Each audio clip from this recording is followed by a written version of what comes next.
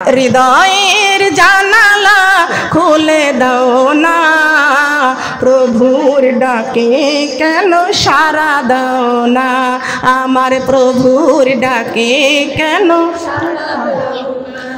আমার প্রভুর ডাকে কেন। এই কোরআনের মালিক যিনি আল্লাহ মহান, সৃষ্টি তারি এই তামাম জাহান, তারি প্রেমে কেন সাড়া দাও না, প্রভুর ডাকে কেন সাড়া দাও না, আমার প্রভুর ডাকে কেন,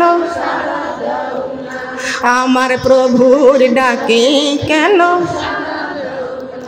হৃদয়ের জানালা খুলে দাও না, প্রভুর ডাকে কেন সাড়া দাও না, আমার প্রভুর ডাকে কেন। এই জমিনের মালিক যিনি আল্লাহ মহান, সৃষ্টি তারি এই নিখিল জাহান, তারি প্রেমে কেন সাড়া দাও না, প্রভুর ডাকে কেন সাড়া দাও না, আমার প্রভুর ডাকে কেন, আমার প্রভুর ডাকে কেন। কার ডাকে সাড়া দিব?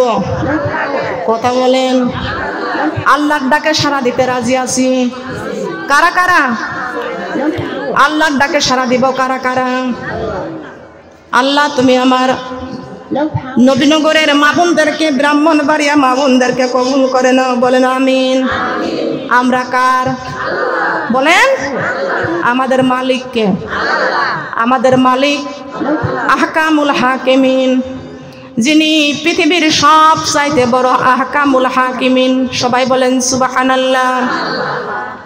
ওই আল্লাহর সাথে হলে ভাব মুছে যাবে সব অভাব, কিন্তু আল্লাহ বলেছেন কোন বেনামাজির দোয়া আমি আল্লাহর দরবারে কবুল হবে না। ভিডিও করা যাবে না। আমার আব্বা একটু দেখতো, ইউটিউবে তো শুটে ভিডিও করে একটু দেখতো, সালাম দিত।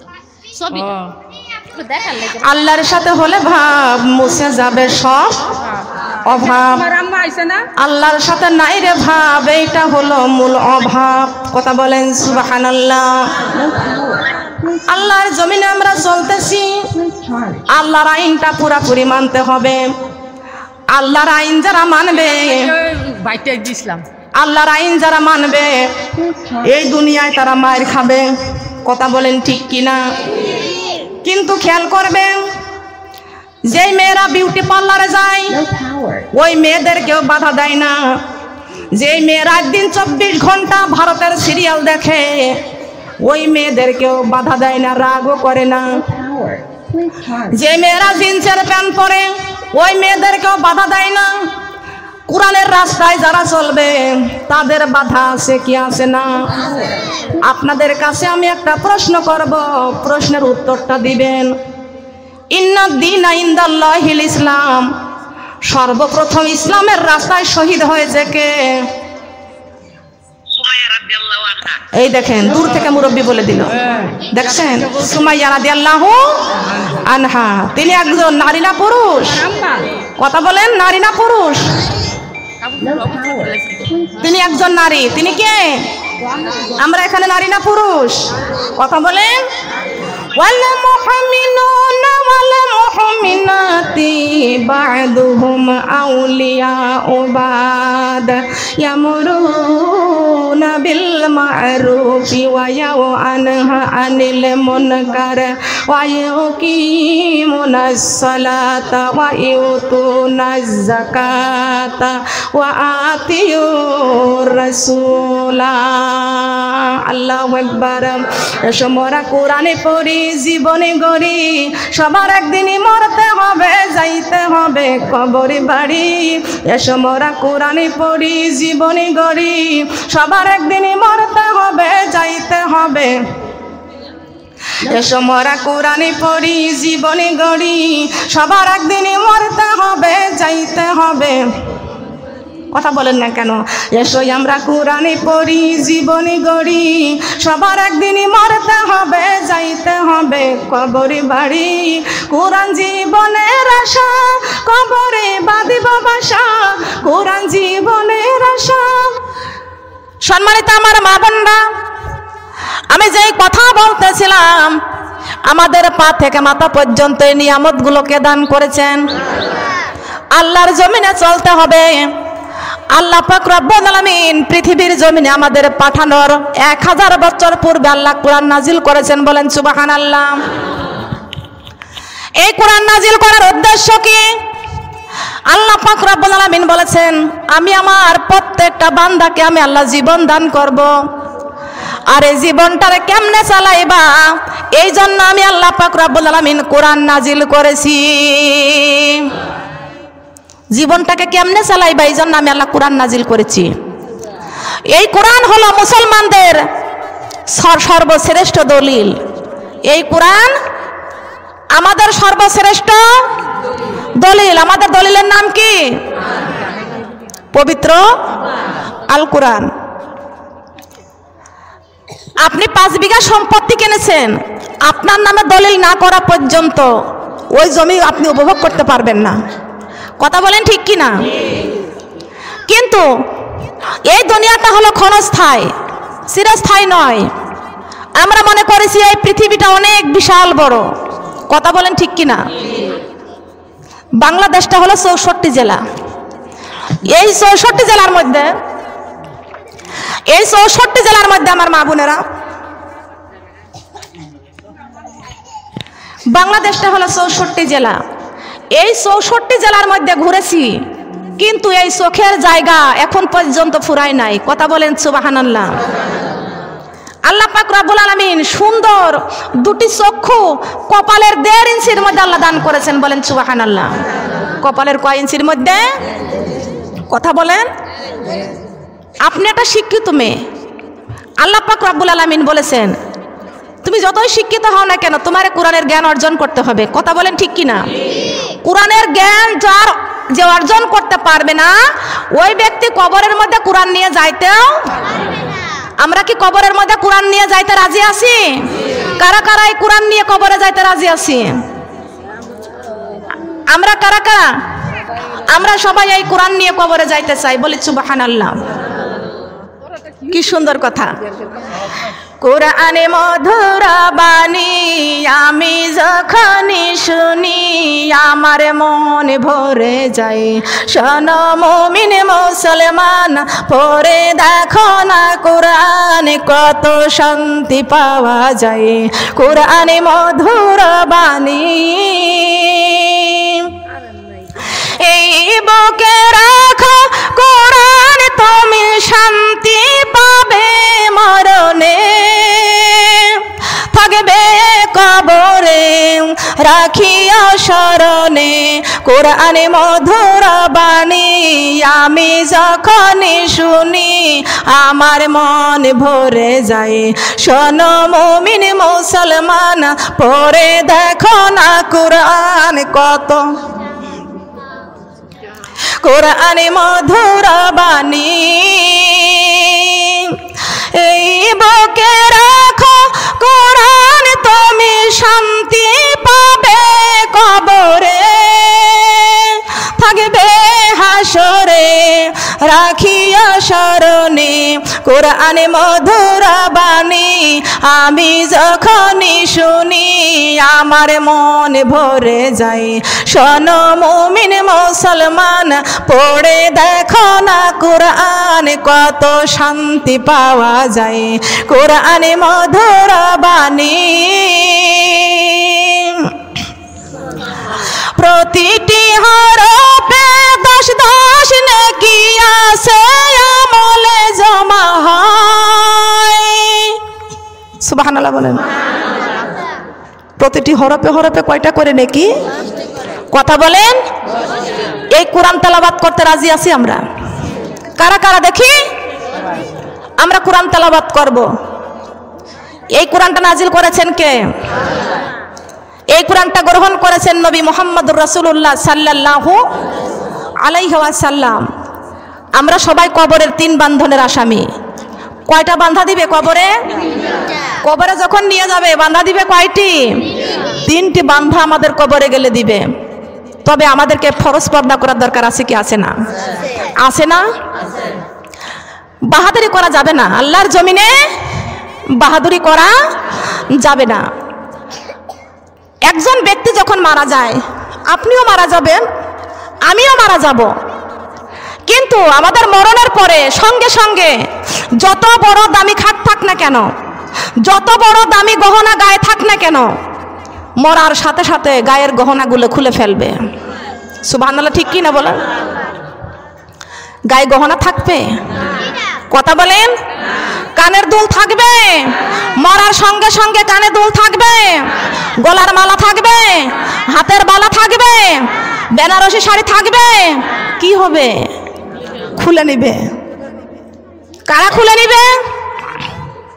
কাউকে দেখেছেন যে শাড়ি গহনা নিয়ে কবরে যাইতে? দেখছেন? সব খুলে নিবে। তবে আমরা চাই জান্নাতের রানী হতে। কি হতে? কথা বলেন। জান্নাতের রানী হতে চাই তো আমরা? কারা কারা জান্নাতের রানী হতে চাই? আমরা সবাই জান্নাতের রানী হতে চাই। কিসের রানী? জান্নাতের রানী। আমি এখানে কিছু কথা বলি, বেজার হইতেছেন? আপনারা জবান খুলে বলেন আমরা কোন জায়গার রানী হতে চাই? জান্নাতের রানী। তবে যারা এই দুনিয়াতে, যার অর্থ সম্পদ মালামাল আছে, রাজার রাজ্যতা আছে, আর সেই রাজার বিবি হইতে পারলে সে হয় রানী। কি হয়?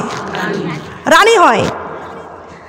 কুরআনে কারীমের মধ্যে আল্লাহ পাক রব্বুল আলামিন ঘোষণা করে দিয়েছেন, ওয়াল মুমিনুনা ওয়াল মুমিনাতি বা'দুহুম আউলিয়াউ বা'দ ইয়ামুরুনা বিল মা'রুফি ওয়া ইয়ানহা আনিল মুনকার ওয়া ইউকিমুনাস সালাতা ওয়া ইউতুনাজ যাকাতা ওয়া আতিউর রাসূলা।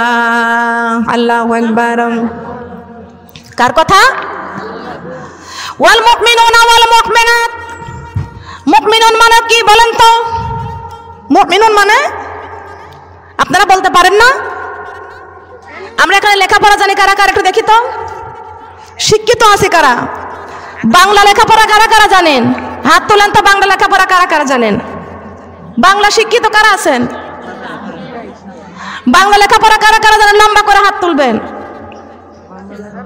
আমি হাত সোজা করেন, তার কারণ আপনি স্কুলের শিক্ষিকা, আপনার হাত আরো সোজা হবে। খালি সোজা না, আপনি দাঁড়িয়ে যাবেন। আপনি বসে রয়েছেন কেন? ঠিক কি না? তার কারণ আমরা সবাই বাংলা লেখাপড়া জানি, কিন্তু আল্লাহর কোরআন খুলে দেখি না। কথা বলেন ঠিক কি না? আপনি বলবেন আমি অনেক শিক্ষিত ছিলাম, কিন্তু শিক্ষিত তো ভালোই ছিলে, আরবি না বুঝতে পারলে বাংলাগুলো তো অবশ্যই বুঝতে পারতে, তাই না? কিন্তু বাংলাগুলো তো ব্যাকরণ করে দিয়েছেন, অর্থ করে দিয়েছেন, ঠিক কিনা বলেন? ওয়াল মুমিনুনা ওয়াল মুমিনা। মুমিনুন মানে পুরুষ আর মুমিনা মানে নারী। মুমিনুন মানে জবান খোলেন। মুমিনুন মানে পুরুষ আর মুমিনা মানে নারী। ওয়া ইউকিমুনাস সালাতা ওয়া ইউতুনাজ যাকাতা। মুমিন পুরুষ হও আর মুমিন নারী হও। ওয়া ইউকিমুনাস সালাত। মুমিন পুরুষ হও আর মুমিন নারী হও, নামাজ প্রতিষ্ঠিত করতে হবে। কথা বলেন সুবহানাল্লাহ। ওয়া ইউতুনাজ যাকাতা। নারীর অর্থ হোক আর পুরুষের অর্থ হোক, দুজন সমান অর্থ থাকলে যাকাত প্রদান করতে হবে। বলেন সুবহানাল্লাহ। ওয়া আতিউর রাসূলা। তোমরা নারী হও আর পুরুষ হও, রাসূলের আনুগত্য করতেই হবে। কথা বলেন ঠিক কিনা? রাসূলের আনুগত্য করতে হবে, কি হবে না? কথা বলেন। আমার নবীজির পুরুষ সাহাবীও যেমন ছিল, মহিলা সাহাবীও, কথা বলছেন না কেন, ছিল। নবীজির মহিলা সাহাবীরা ছিল। আপনারা মাঝখান থেকে কথা বলছেন না, সন্দেহ আছে? নবীজির মহিলা সাহাবী ছিল। আসিন মানে আছে। তা আপনি আসিন আসিন করছেন কেন? আমার কুষ্টিয়াতে আসিন বলে না, আসিল বললেও তো একটু জানা। এটা রহস্য করতে হয়, কথা বলেন ঠিক কি না? আমি চট্টগ্রামে মাহফিলে গেলাম, ওখানে যাওয়ার পরে বলছে এর ভিতরে আপনার সুনাম আছে, আপনি বোঝেন না? খেয়াল করবেন, চট্টগ্রামে মাহফিলে গেছি, ওখানে যাওয়ার পর আমারে বলছে আপনারে পুরি কয়জন, আপনার পোয়াশা কি? বলছে আমারে পোয়াশা কি? আমি তাকায় আছি, পোয়াশা মানে কি? আমাদের কুষ্টিয়া, আপনি জানেন তো তাই বলছেন। আপনার পোয়াশা কি মানে আপনার পোলামাইয়া কি? পরে বুঝতে পারলাম যে পোলামাইয়া কি। সিলেট গেলাম মাহফিলে, বলছে আমারে ফারজানা রিহানা পুরীর লাইগা দোয়া কইরো গো মা। তো পুরীর লাইগা দোয়া করবো, তো পুরী কারে বলে? মেয়েরে বলে পুরী। আমি তখন জানতাম না। এক একটা জেলায় গেছি, চট্টগ্রাম গেছি, সিলেট গেছি, ব্রাহ্মণবাড়িয়া, মা বোনেরা সব জায়গাতে গেছি, বাংলাদেশের 64 জেলার মধ্যে গিয়েছি। আপনি রংপুর যান, রংপুরের মানুষের খাবারের কয় খিলাইনো, বলে খিলাইছে। এক একটা দেশে যাবেন, এক একটা জায়গা যাবেন, এক একটা রকমের ভাষা। সুবহানাল্লাহ। ফেনীর মানুষ পানির কয় হানি, পানির কয় হান। এক একটা জায়গার মানুষ এক একটা কথা বলে। মা বোনটা খেয়াল করবেন, ওয়া আতিউর রাসূলা। সুবহানাল্লাহ। তোমরা রাসূলের আনুগত্য করো। কার আনুগত্য? রাসূলের আনুগত্য করতে হবে, বলেন সুবহানাল্লাহ। এখানে কি নারী বাদ দিয়ে কথা বলছে? নারী বাদ দিয়ে কথা বলছে? নারীদেরকে আলোচনা নাই, বলেন নাই? পুরুষেরও আছে। নারী যেমন পর্দা আছে, পুরুষেরও এমন পর্দা আছে। নারীও যাকাত দিবে, পুরুষও যাকাত দিবে। নারীরাও হজ করবে, পুরুষরাও হজ করবে। মা আয়েশা রাদিয়াল্লাহু তাআলা আনহা নিজের হাতে কুরবানি করেছেন, বলেন সুবহানাল্লাহ। আল্লাহর নবী মুহাম্মদ রাসূলুল্লাহ সাল্লাল্লাহু আলাইহি ওয়াসাল্লাম বলেছেন, পুরুষেরাও কুরবানি করবে, নারীরাও কুরবানি করবে। তবে একটু খেয়াল রাখবেন, আপনি যে মুরগির গোশত খান, গরুর গোশত খান, আপনি যে মাছ খান, এই সব খাবার খাওয়াইতেছে কে? এই নিয়ামত পাইতেছেন কোথায়? আল্লাহ পাক রব্বুল আলামিন ঘোষণা করে দিয়েছেন, মানুষ যখন মারা যাবে তখন তাদের গায়ের পরিধানের বস্ত্রগুলো কেটে কেটে সবাই বের করে নিবে।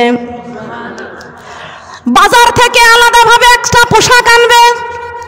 সেই পোশাক, দুনিয়ার কত রকমের পোশাক হয়েছে, পাকিজামা, আবার কত রকমের পোশাক হয়েছে, বেনারসি শাড়ি আছে না, লাল বেনারসি শাড়ি। কিন্তু রাজা হোক আর বাদশাহ হোক, যত বড়ই জমিদার হোক না কেন, যত বড়ই প্রধানমন্ত্রী হোক না কেন, ওই ব্যক্তি মারা যাওয়ার সঙ্গে সঙ্গে ওর জন্য একটা পোশাক পরিধানের জন্য বাজার থেকে আনবে। সেই পোশাকের নাম মাত্র হবে একটা, সবার জন্য সমান, সবার জন্য।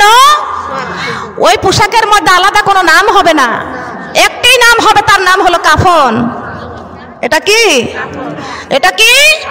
কাফন। আমাদের কাফন সবারই জন্য হবে, কথা বলেন হবে কি? এই কাফনের আমাদের কার কার কাফন হবে দেখি?